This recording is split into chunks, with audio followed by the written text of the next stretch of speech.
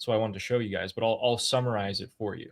So a soldier right now in the blistering heat of the southern coast of Iran, who's IRGCs manning the rocket launchers and the missiles and everything like that, okay? He's saying, he's complaining. He's like, our lives mean nothing to our commanders. Casualties amongst us are on the rise. And this is true. So in the past few nights, you have multiple dozens. So I think the casualty count for the IRGC is somewhere around 50 or higher because they're targeting the barracks, as well as a lot of the different, like, manned positions, not just unmanned. And this guy's complaining. He's like, we don't have advanced equipment. Our everything that we do have is literally just target practice for American pilots. Our commanders don't care if we're manning an aircraft gun and we killed or not. He's saying I had a friend who was killed in Jask, Hamid Reza Dehgani. So 3 weeks ago, the commander said, "Put those two anti-aircraft guns out there in the desert." And we knew that America would hit them, and he still said, "Put it." And then the commander, when he put them there, he knew that it would have no effect. These are F-35s, F-22s. Like, it's never this, like, manual artillery shooting into the air is never going to shoot them down.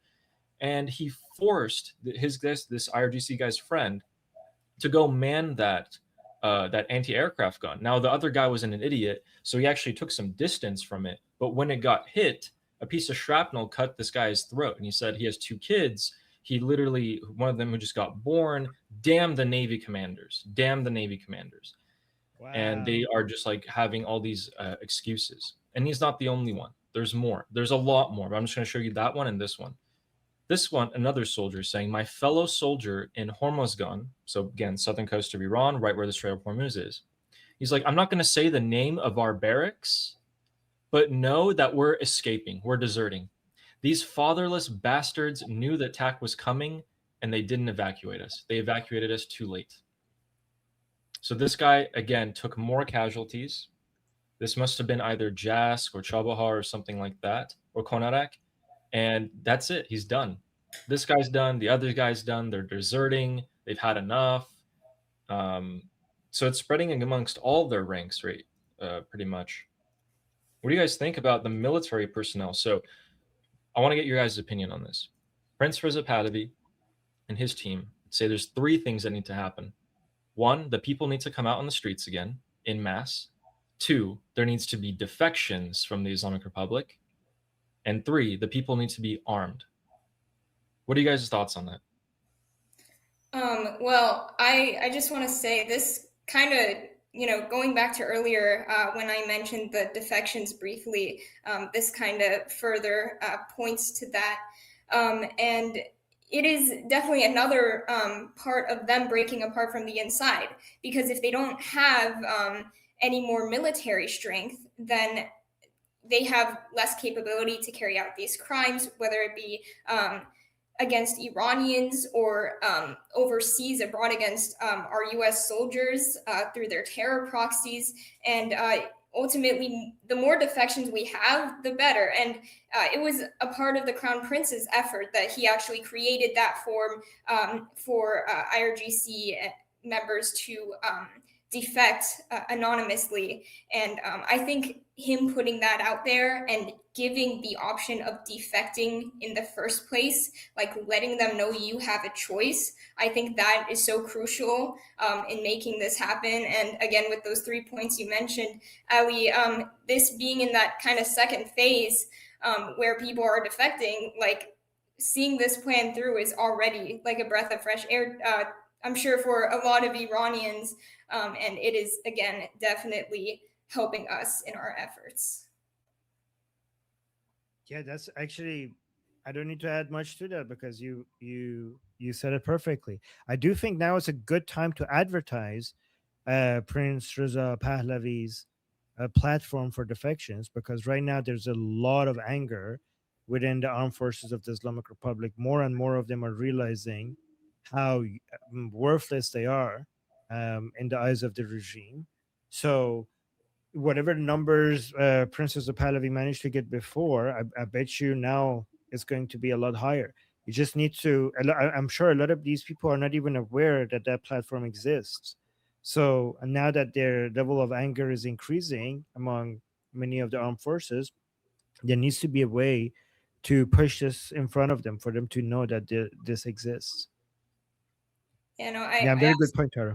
agree. And just kind of adding one last thing, for those who aren't aware of the platform, in the case that they do learn about it in due time, it's also kind of, it gets them to see the Crown Prince's side a little bit more if they haven't already, or haven't already had that kind of mental battle with themselves. Because if the Crown Prince is the one who's offering this platform and the one who's kind of extending that hand and saying, hey, you have a choice. You can, either stay with them or you can defect and, kind of join our efforts in ridding of this regime that clearly has no regard for your life. That's beneficial for the Crown Prince as well. So, yeah. Yeah, exactly. By the way, Tara, Yeah, just remember that every time you want, you see how I jump in anytime I want. You should do the same thing. Okay, so anytime you have an Oh, yeah. opinion, just talk over us. Okay. Okay, I appreciate that. Thank you. No worries. Yeah, absolutely. I like to remind everyone that when things do happen, when big things happen, like back in January and late December, things happen very quickly. What the important driver of defections is, in my opinion, a single thing, the biggest driver. If you are part of the Islamic Republic and you think that there is still a way out, you will not think of defecting. Once you believe that you have nowhere to go and that the Islamic Republic will fall, your chance of defecting is much, much higher. Yeah. No, sorry to interrupt you, but yeah, no, that's a great point.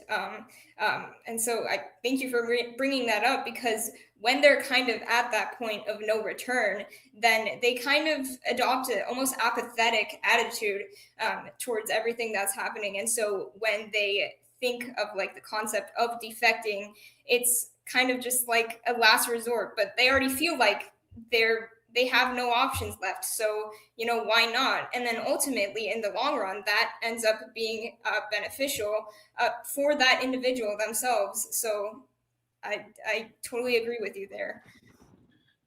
Armin, do you think we're going to see a lot more defections when things pick up again?